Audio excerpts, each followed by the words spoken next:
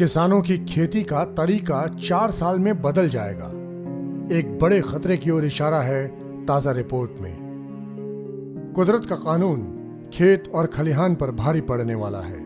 4 साल के अंदर किसानों को खेती का तरीका बदलने के लिए प्रकृति मजबूर कर देगी, क्योंकि भारत के एक बड़े हिस्से में शीत ऋतु की फसलें यानी विंटर क्रॉप्स 1/3 रह जाएंगी। इसकी वजह है चावल जैसी प्यासी फसलें, थर्स्टी क्रॉप्स, जिसने भूजल स्तर यानी ग्राउंड वाटर लेवल को खतरनाक स्थिति में पहुंचा दिया है। 24 फरवरी को साइंस एडवांसेस जर्नल में मेहा जैन की टीम ने एक रिपोर्ट प्रकाशित की, जिसमें गिरते भूजल स्तर का कृषि पर पड़ने वाले प्रभावों का विस्तृत अध्ययन किया गया है। इस रिपोर्ट में बताया गया है कि गिरते भूजल स्तर से खाद्य सुरक्षा यानी फूड सिक्योरिटी पर वैश्विक खतरा मंडराने लगा है, जिसका सर्वाधिक असर भारत पर पड़ने की आशंका है, क्योंकि भारत की 1 अरब 30 करोड़ की आबादी का 70% हिस्सा खेती से प्रत्यक्ष तौर पर तो जुड़ा ही है, बाकी आबादी भी अप्रत्यक्ष रूप से इससे जुड़ी हुई है। इस रिपोर्ट में ज्यादा पानी सोखने वाली चावल और गन्ना जैसी फसलों को लेकर चिंता जताई गई है। दावा किया गया है कि 2025 तक भूजल स्तर इतना नीचे चला जाएगा कि भारत के एक बड़े हिस्से में विंटर क्रॉप्स में 2/3 की गिरावट आएगी, जिसका सबसे ज्यादा असर राइस बेल्ट पर पड़ सकता है, क्योंकि राइस बेल्ट में भूजल का स्तर बहुत ही नीचे चला गया है, जिसे सैटेलाइट इमेज से भी देखा गया है। दरअसल भारत के सालाना फसलों में 44% की हिस्सेदारी विंटर क्रॉप की होती है, और ये वो सीजन होता है जब बारिश पर निर्भर रहकर खेती नहीं की जा सकती। इसके लिए बड़े पैमाने पर भूजल दोहन की जरूरत होती है। लेकिन रिसर्च बताती है कि अगर इसी तरह भूजल का दोहन होता रहा तो 4 साल के अंदर पूरे देश की विंटर क्रॉप्स 20% तक घट सकती हैं, और जिन जगहों पर भूजल के स्तर में बहुत ज्यादा गिरावट आ चुकी है वहां 68% तक पैदावार कम हो सकती है।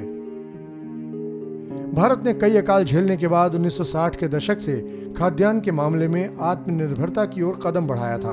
तब केंद्र सरकार ने विंटर क्रॉप्स पर ध्यान देना शुरू किया था, और इसके लिए देश भर में बड़ी संख्या में ट्यूबवेल लगाए गए थे, जिसने शीत ऋतु की फसलों की सिंचाई की समस्या को दूर कर दिया, और बहुत जल्द भारत में अन्न का उत्पादन आसमान छूने लगा। लेकिन जिस ट्यूबवेल ने भारत का खाद्यान्न संकट हल कर दिया, उसने आज की तारीख में भूजल के स्तर को दयनीय हालत में पहुंचा दिया है। रिपोर्ट में बताया गया है कि भारत के पश्चिमोत्तर राज्यों और दक्षिण भारत में ग्राउंड वाटर की स्थिति सबसे ज्यादा खराब है। रिसर्च में सुझाव दिया गया है कि इससे बचने के लिए किसानों को वैकल्पिक फसलों पर ध्यान देना होगा, जिसमें पानी का कम इस्तेमाल होता है। इसके अलावा सरकारों को नहरों का सिस्टम भी बेहतर करना होगा, ताकि झील या नदियों के पानी से यानी सरफेस वाटर से खेती की जा सके। हालांकि स्टडी ये भी बताती है कि अगर ये सारे उपाय अपनाए गए तब भी पूरे देश की विंटर क्रॉप्स औसतन 7% गिर जाएंगी, और प्रभावित इलाकों में तो 24% तक की गिरावट आ सकती है।